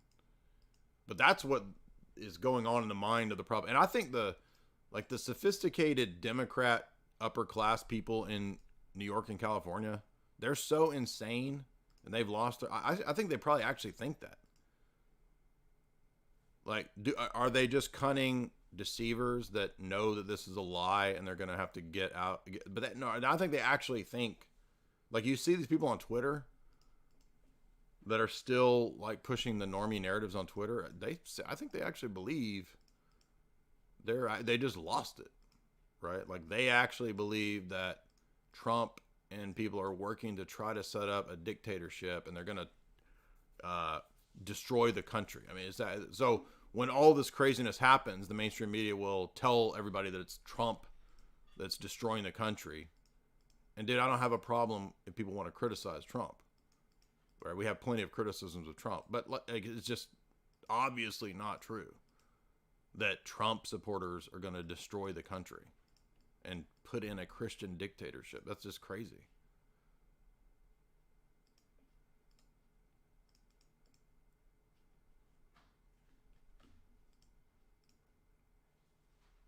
So that will be my guess. And then what we're going to get when they, in this movie, when they try to set up the crazy MAGA dictatorship, we will have a conglomeration of diversity hires who will successfully through, it's going to be these ladies here, I guarantee it, right? Through diversity, inclusion, and Skittles, will overcome the MAGA dictatorship. Oh, because see, look, the MAGA dictatorship people, apparently they hurt young people in the movie, right? So empires fall. But the empire that they think they're going to take down that's going to fall is itself a cover, like the British Empire was, for a shadow elite who are the real ones who want this empire to fall. So that's what's really going on despite the propaganda. But again, maybe I'm wrong. Maybe this movie will not actually be that way, but I think we can count on it being that way. So we got a big fat super chat, $50 from Anonymous. Hey, thank you so much. That is tonight's super chat winner for sure. Now I want to talk about some more movies, but I also want to remind you guys that we have a show sponsor, the wonderful, beloved, the one and only, you know who, Chalk.com, baby. I want to show off something that we're all Chad proud of. Mode is your ultimate natural pre-workout, designed to take your performance to the next level. Chad Mode is for Natty Beast Jamie? alphas only. Whether you're hitting the gym, invading a favela, conquering a small village, gambling, burning the midnight oil, mogging on your coworkers, or getting banned from Facebook, Chad Mode gives you the competitive edge you need. It's as simple as mixing 1 or 2 scoops of our fine powder into water or juice, providing you with a delicious, energizing beverage featuring a burst of sweet, organic fruit flavor. Chad Mode will give you the extra edge you desperately crave. Chad Mode stands out from the crowd by excluding artificial flavors, preservatives, sweeteners, and dyes. We've even avoided so-called natural flavors, ensuring a clean and effective formula. Only soy boys and betas guzzle blue dye and sucralose, further tanking their already low testosterone levels. Chad Mode is made in America. Unlike your common TikTok peasant's pre-workout powder, it does not contain Chinese lab-made caffeine and artificial sweeteners that soy boys so often crave. Experience the pure goodness of Chad Mode with Blue Magic registered trademark organic blue spirulina extract, organic lemon, cherry, and organic maple crystals. Forget synthetic caffeine. Embrace the natural power of organic green coffee bean extract. Each dose of Chad Mode mirrors the caffeine kick of a cup and a half of coffee, delivering a surge of energy alongside essential vitamins, minerals, amino acids, and herbal extracts. Chad mode will allow you to fire your boss and mog on anyone who opposes you. Chad mode will give you a dominant and aggressive edge, like a lion hunting a gazelle, where the gazelle is a TikTok gym zoomer macro guzzling sucralose on the daily, edging to TNF videos. Whether you're seeking a high-potency, junk-free pre-workout or a better way to kickstart your day, Chad mode has you covered. It's not just for men. Chad mode is a solution for anyone ready to conquer their fitness and life goals, dominate their coworkers, and aggressively gamble their life savings. Don't miss out. Secure your supply of Chad mode on TikTok Shop with a limited time massive discount. Elevate your workouts and supercharge your days. Chad mode. Not for your average gym bro zoomer who guzzles synthetic blue dyes on the daily. Buy on the TikTok Shop now with a massive discount provided by TikTok for a very limited time. Buy now while this is still available. Chad mode has been flying off the shelves because it's the first of its kind. Certified for alpha or sigma males only. Do not buy if you are a beta. We will refund your money. Chad mode is your ultimate natural pre-workout, designed to take your performance to the next level. Chad mode is for natty beast alphas only. Whether you're hitting the gym, invading a favela, conquering a small village, gambling, burning the midnight oil, mogging on your coworkers, or getting banned from Facebook, Chad mode gives you the competitive edge you need. It's as simple as mixing 1 or 2 scoops of our fine powder into water or juice, providing you with a delicious, energizing beverage featuring a burst of sweet, organic fruit flavor. Chad mode will give you the extra edge you desperately crave. Chad mode stands out from the crowd by excluding artificial flavors, preservatives, sweeteners, and dyes. We've even avoided so-called natural flavors, ensuring a clean and effective formula. Now, Only he soy just got this boys and page betas up. guzzle We are blue just dye testing and it out. You guys are sucralose, some of the first people further in the world tanking to their see it. already low I want to testosterone say, levels. for my part, Chad it's not mode is made in philosophy America. 101. I think Unlike this is your a common TikTok mistitling. peasants I really pre-workout think powder, of it it as does like not contain philosophy Chinese unleashed. lab-made caffeine Because a and philosophy artificial 101 sweeteners that course, soy they boys give so you often kind of some crave. useless information that you Experience can't the make sense pure goodness of Jay Chad actually mode with lays Blue out Magic over 12 registered weeks, trademark organic dozens and blue dozens of spirulina hours extract, put into organic just the lemon, presentation of cherry, this, let alone and the organic hundreds and maple thousands of crystals. hours of research Forget that it takes to synthetic have a caffeine. coherent Embrace the evolution natural and power of history organic green the coffee origins bean of philosophy, extract. the uses of Each philosophy, dose of the Chad different mode ways to mirrors look the at it caffeine over kick of a time, cup and a half and of how that coffee, has delivering a surge been of brought energy about to what we alongside have essential today, vitamins, which minerals. is almost an absence of philosophy on the objective logic and reason side, and an overabundance of woke philosophy that is irrational, is made up day by day as people are like, I think we should bring racism back, and then here's a justification, and then it gets wokeified and spread out, and then all of a sudden you have a bunch of communist, socialist ideas where you become the property in action. You need to be able to stand your own ground. It helps to have a foundation in philosophy because it's a method to find truth. When you get down to it, philosophy is there because you love truth.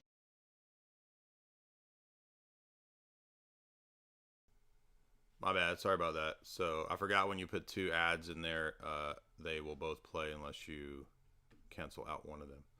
But the second ad was for the philosophy course with Richard Grove, which you can sign up for in the show description. That's always available. You can always get the full philosophy course of 12 lectures, 28, 9, 30 hours of lecture material. There's the link right there. And couple more things I wanted to talk about in regard to predictive programming and the collapse of America narratives. Now, we talked about my books, and I wanted to remind you that this is not a completely foreign idea. Where's predictive programming come from? I think that really, if you go back to British spy fiction, you can find the origins of this, where, and even ancient tomes about, promoting the narrative of Rome, Virgil's Aeneid, for example. You could argue those are kind of predictive programming propaganda texts. Edmund Spencer's Fairy Queen, same thing for the British Empire. And intelligence people who do analysis and work in that field, they actually publish books on this topic. So one of the first that I came across years ago was Frederick Hitz's book, The Great Game, The Myths and Reality of Espionage. And this book is about the connection between CIA intelligence operations and fiction. It's not exactly about predictive programming, but it's about that idea. But getting closer to that topic, there's classics like Operation Hollywood, which is an academic text by David Robb about how the Pentagon censors and shapes movies and has for a long time. Other texts that came out over the years from academics like Tristan Jenkins, the CIA in Hollywood. This is an academic text. These are not conspiracy books. They're all produced by various universities. The historian, I think he's a historian, Ben McIntyre out of the UK, right? He's published books on the realities of the history of James Bond. And what you find in the literature, and this is why I had to put it into my book, is that a lot of the characters that you hear me talking about, well, it turns out those actually come out of real world operations. And people like Aleister Crowley is who influenced James Bond. And Bond villains, right? So I'm trying to find the Crowley section in this book because, again, people don't read books anymore, so they don't know any of this stuff. They think that people live in fiction worlds, and I think that's another reason the fiction is so useful and powerful for propagandizing people, is that people live in fictional worlds. And so there's a quote from John Dee here. There's a giant spread on Crowley in here. I'm trying to find it. Because if you don't know, Crowley was a British intelligence operative. Yeah, so here's Donald. Yes, Donald Pleasance. As Blofeld. Did you know Donald Pleasance played Blofeld? Yeah. By the way, that's a really good Donald Pleasance for all you kids that don't know who Donald Pleasance was. And the next page has the influence for Blofeld. Oh, it's Aleister Crowley. Yeah. So all of this crazy conspiracy stuff that you hear, it's all true. Now, another one of these tales that I wanted to get to that's a classic when it comes to the fall of America is Steve King. Y'all ever heard of Steve King? Quite the character himself. Tweets a lot of based red pill conservative material. Remember The Stand? Look at my old boomer paperback of The Stand, right? Remember this? Well, I've got all kinds of notes in my 80s The Stand paperback here. And there's a funny scene where, if you know the story of The Stand, if you've read it, do you remember when they create the Boulder Free Zone, the new community, the new America? And it's like this weird ecumenist liberal vision of how the real America was like this super liberal, diversity inclusive community. And they're led by this black woman who's the prophet. What's her name? I forget her name, but it's kind of comical. But when you go back and read it, I was surprised at this chapter when they rewrite the Constitution. I was surprised how much of an Americanist propaganda it is. And it actually makes sense because the more I thought about it, well, wait a minute. When did this come out? This came out in the Cold War, right? This is 70s. And it doesn't place the blame on Soviets, but it basically says something like, when it leaks out of the military base at the beginning of The Stand, right? I mean, this is taking place during the Cold War, and it's never said to be Soviets. I'm trying to see when it was written. 1980. Okay, so Stephen King put this out in 1980, still during Cold War era. And here we have the bio-release scenario, right, which collapses the country, and it's rebuilt in Colorado, which just happens to be, by the way, where the CIA moved a lot of its operations 15 years ago. So the new reconstituted breakaway civilization of America, which is a new charismatic Protestant fundamentalist liberal. Yes, fundamentalist liberal. I'm not joking, because the black woman who's the prophet is a charismatic, and she guides the new Constitution of America in the Boulder Free Zone. Remember all that? And then she ends up fighting Antichrist when the Captain Trips virus gets loose.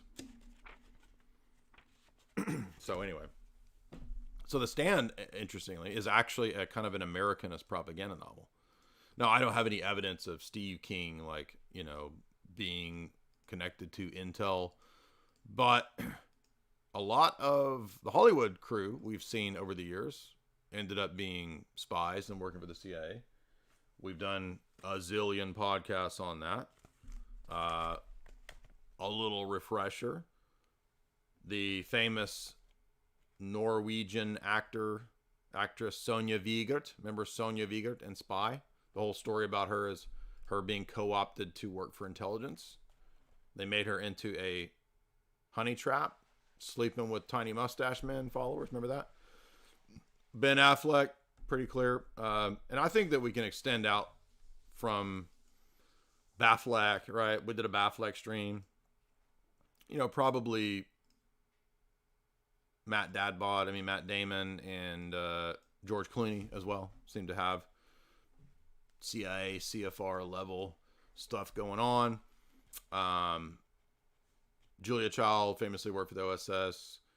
Errol Flynn, Cary Grant, both involved in informing and spying to a degree.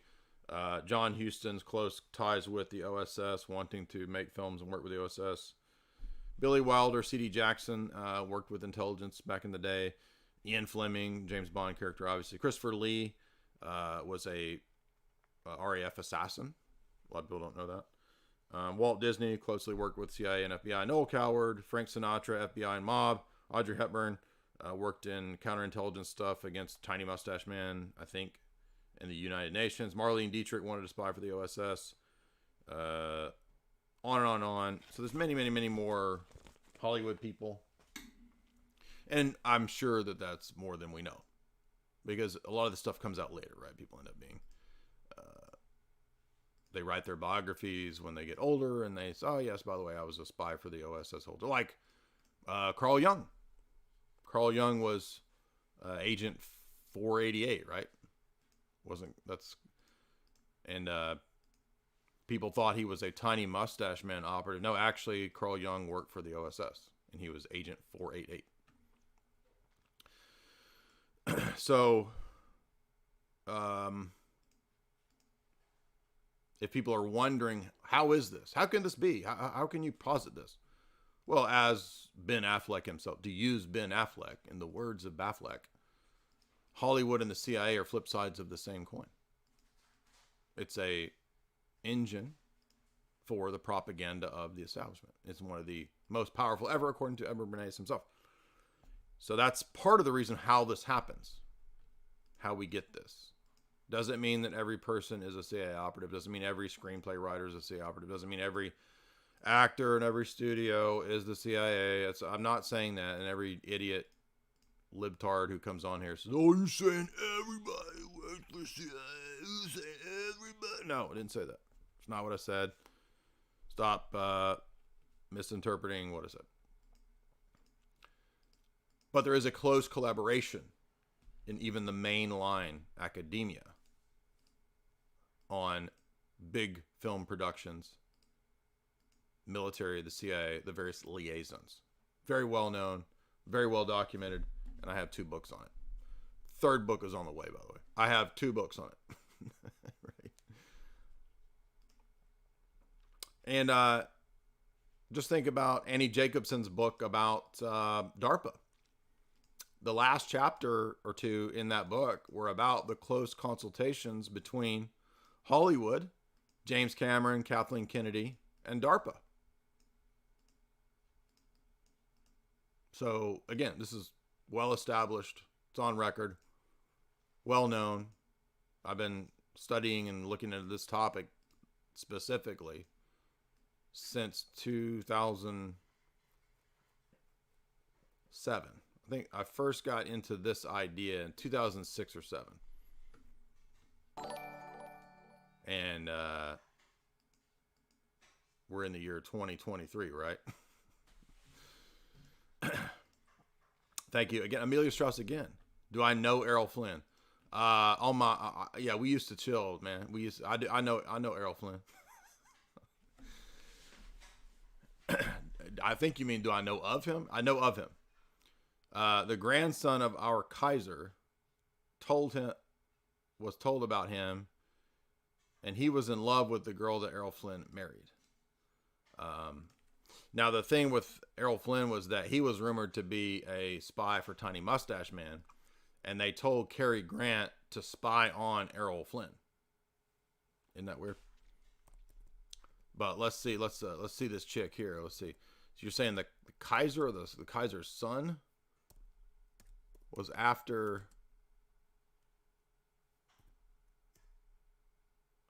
Well, I'm sure, like all Hollywood people, he had many wives. So which wife was it? There's 3 of them.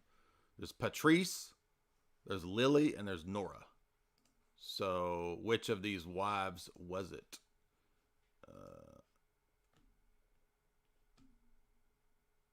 Let's see.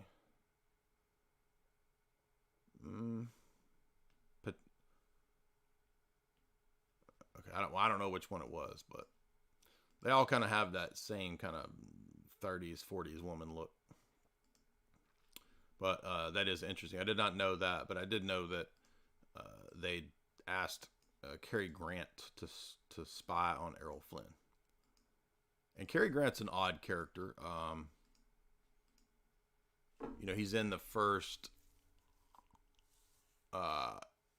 film to mention the OSS, which is one of the Hitchcock films. I think it's Notorious, right?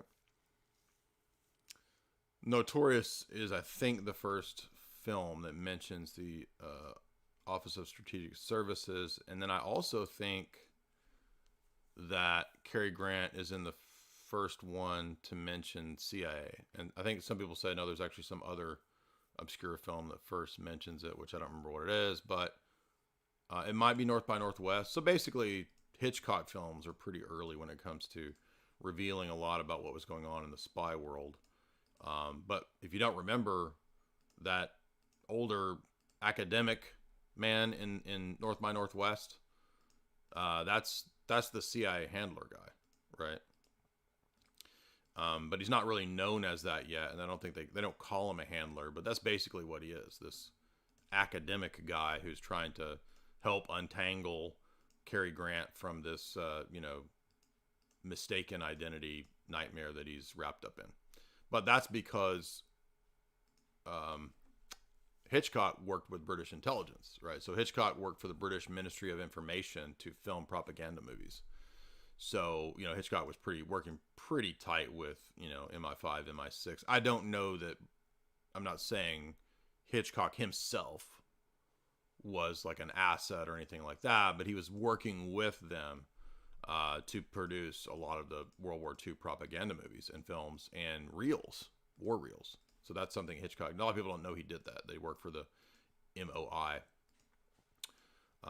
But that also explains why so many Hitchcock movies have MK Ultra themes, dissociative identity themes. You see this even really early in Spellbound, right? And I know we're not here to talk about Hitchcock, but in Spellbound, Gregory Peck has MPDDID and he dissociates. And this is like, Hitchcock loves this theme. I mean, we got Psycho, we got Spellbound, we've got Strangers on a Train. We got over and over, we got Hitchcock doing this. And we got movies of Hitchcock with False Flags.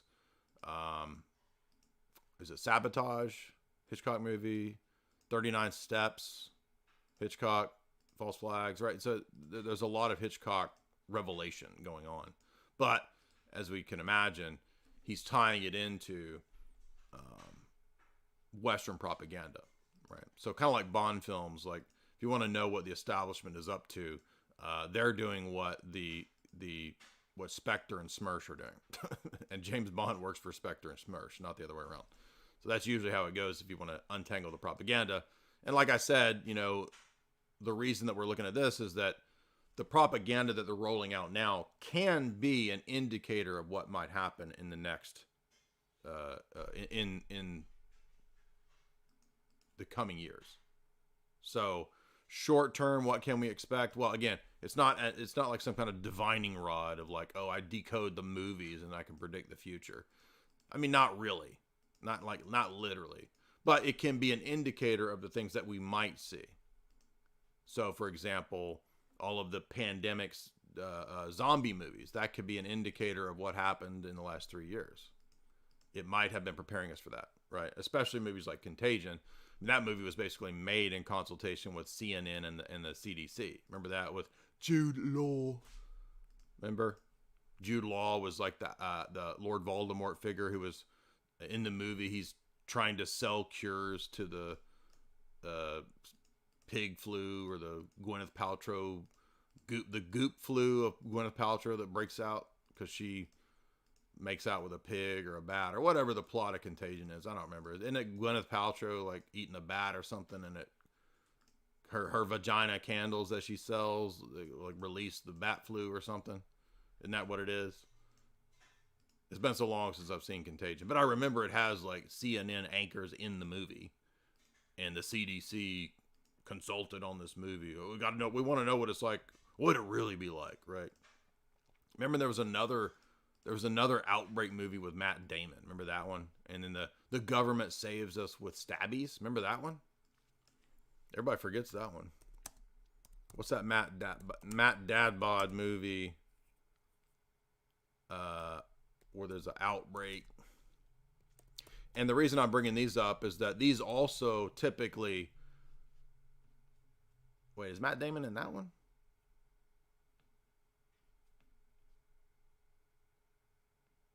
No, isn't he in a different one? I thought there was a different movie. Maybe Matt Damon, did he direct that movie? Or is he in it? Okay, he's in it. I've been so long since I've watched this movie. I don't remember. But I remember that Jude Law is the conspiracy theorist, and he's the bad man because he's trying to sell, coof cures or whatever he's selling, right? He's selling, I don't know, snake. He's a snake oil salesman, right?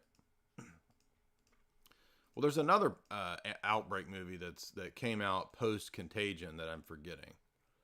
But anyway, we're not here to talk about outbreak movies because those aren't really about the collapse of America. They're just typically about how the CDC and the stabbies will save us. That's usually the narrative of those movies. And anybody questioning it is a bad man, like Jude Law, who's just trying to sell chalk supplements, right? By the way, head on over to chalk.com and use the promo code J50, right? I'm Jude Law. I'm Jude Law, the evil conspiracy man, selling chalk. And Matt Dadbod is the good man telling you to go get your stabby. Who are you going to believe? Who are you going to believe? Come on. You got to trust me over Matt Damon. Right? Anyway. So, what's the point of all this? I don't think we have to be in some kind of like super fearful attitude thinking that, oh, everything's about to collapse. That's part of the agitation, right? They want to get you agitated. World War Z wasn't really about America, though. I know there's a million apocalypse movies, but I wanted to focus on the ones that really deal with America, right? And it collapsing, and then, how would we handle that? And it's always that basically libertarian patriot group people, MAGA types, used to be the Ron Paul people, now it's MAGA people. They're going to shut the power grid down. They're going to enact the Christian dictatorship. And then we got to overthrow them to have the true peaceful globalist NWO, right? It's just so obvious propaganda. So that's the ultimate narrative. But the reason this matters is that it's a very good chance in the next year, because of what's coming, the election. And it doesn't mean that the elections are like, I know about how elections are stolen and it's fake and gray. I know that, bro. I was saying that 15 years ago. But it's still seen as this big important event, and it's a great time to bring in big mega psyops like what happened with Koof. Remember that? Remember Fauci? Y'all remember that guy? Anthony Fauci, put your mask on, take your mask off. Well, remember that Fauci said that the administration would face a big outbreak? How did he know that? So look, what I'm trying to say is, a la the integrity leaks, they probably don't want to allow another election, even if elections are fake and gray. I don't know. I'm just speculating. So if I was speculating on the basis of the propaganda, I would guess that the new Obama movie, which we'll talk about tomorrow night with Tristan, right? It's got this theme. It looks like this Alex Garland Civil War movie is going to have this theme. We've had this theme in countless other ones. The Purge. Forgot about The Purge. Remember that The Purge is basically when you get the Hunger Games scenario where you can do whatever you want, right? Or that's the new Purge. The original Purge with Ethan Hawke. And interestingly, he's in the Obama movie. Did you remember that at the end of the original Purge, it basically ends up being that his neighbors want to kill him because they're in a kind of a satanic cult? Did you remember that? Yeah, so basically Ethan Hawke's family is going to be sacrificed because the neighbors are the ones that are actually the threat, not the people in the streets, right? It's the wealthy neighbors working in league with the crazy white gangs who want to engage in ritual satanic sacrifice. That was what the first Purge was about. Interesting. And they actually have in the first Purge all these references to America and Americanism. Like, this is actually, right, America's a revolutionary country. Revolutions are bloody. And so the Purge is should be American tradition. It's what we do, right? We do the Jeffersonian style purge every now and then. Remember, Jefferson said every country, every society needs a little bit of a revolutionary bloodshed every now and then. That's what Jefferson said. Interesting. So maybe the Purge actually is in the Americanist tradition, right? All right, so that covers, I think, most of the films of recent note that I wanted to get to about the collapse of America. There's more. We could talk about Red Dawn, but that was mainly about, like, Cold War propaganda, and Soviets are going to paratroop from Canada and Mexico into America. I don't know about Soviets, but we might be getting some other people coming from those borders. Looks like it might be, more and more of an Islamic. I mean, Europe and America, seems like I'm seeing a lot more Muslims in America too. So I don't think we're going to get parachuted in with Russians and Soviets. I think the establishment is just going to open up the door to Muslims. That's what's happening. You could have mentioned, we mentioned The Road a little bit with people getting eat. Some B movies that could have been mentioned that are good, like Night of the Comet is a good one. And Night of the Comet is good because it ends with that deep underground base experimenting, which is a nice little twist. I didn't ruin it for you. You can still go watch the B movie. It's a lot of fun. And then tomorrow night, as you guys know, we'll do Leave the World Behind with Tristana. And I want to remind you guys to head on over to Rockfin and subscribe to me there. Great free speech-based platform. Rockfin also has Richard Grove, Whitney Webb, Sam Tripoli, Isaac Weishaupt, Tristan, all of our friends that you usually see and hear over here also put up great paywall content over on Rockfin. And the great thing about Rockfin is that if you subscribe there, you can actually get access to everybody. So Rockfin is a great platform for accessing that stuff for everybody. So basically you pay a single flat fee and you get everybody's paywall content. So that's the way Rockfin works. You can subscribe to me over there. I'm heading towards 40,000 on Rockfin. So hopefully we'll hit 40,000 subscribers on Rockfin pretty soon. Like I said, follow me on Twitter as well. Almost at 60,000 followers on Twitter. So help that grow. And if you would, like and share, and remind me of maybe other, I know there's like Patriot movies that came out. Remember that one that was a gray something, and the people involved in it got killed? There's some crazy story about Gray State. Remember that? Never seen Gray State. I don't know if it ever actually got made, but there's some crazy story about Gray State, and it's a Collapse of America movie made by kind of Patriot people was the story. but then something happened and they ended up getting killed or some crazy story. I don't know all the details of that. We already covered Elysium. A lot of guys are talking about sci-fi Look, we've done all of the sci-fi dystopian movies. We've covered all those. This was America Collapse dystopias. So there's a lot of zombie movies that relate to that. There's a lot of like stupid comet movie, like Deep Impact. Morgan Freeman. Remember Deep Impact and Bill Pullman, President Bill Pullman are going to... Bill Pullman was like the president in everything in the 90s. Like, they just decided that dude had like president face in the 90s, right?